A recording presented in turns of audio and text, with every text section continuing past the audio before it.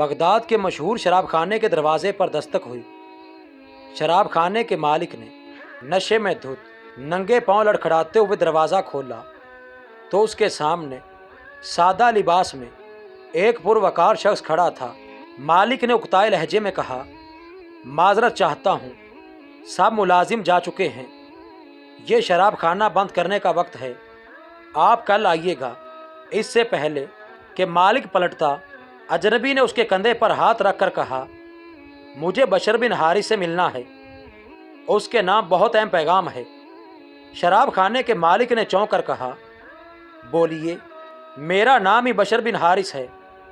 अजनबी ने बड़ी हैरत से सर से लेकर पांव तक सामने लड़खड़ाते हुए शख्स को देखा और बोला, क्या आप ही बशर बिन हारिस हैं?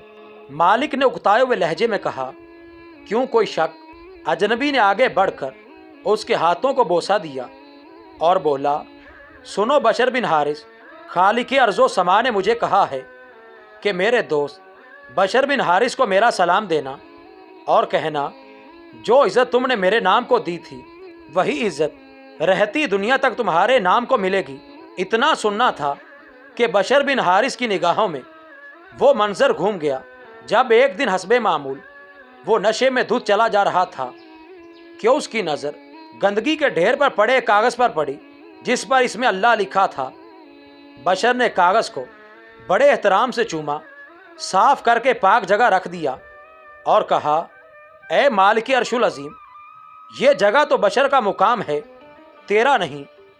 बस यही अदा बशर बिन हारिस को बिश्र हाफ़ी बना गई, वही बिश्र हाफ़ी जिनके मुताल्लिक इमाम अहमद बिन हंबल फरमाया करते थे, लोगों, जिस अल्लाह को अहमद बिन हंबल मानता है, बिश्र हाफ़ी उसे पहचानता है।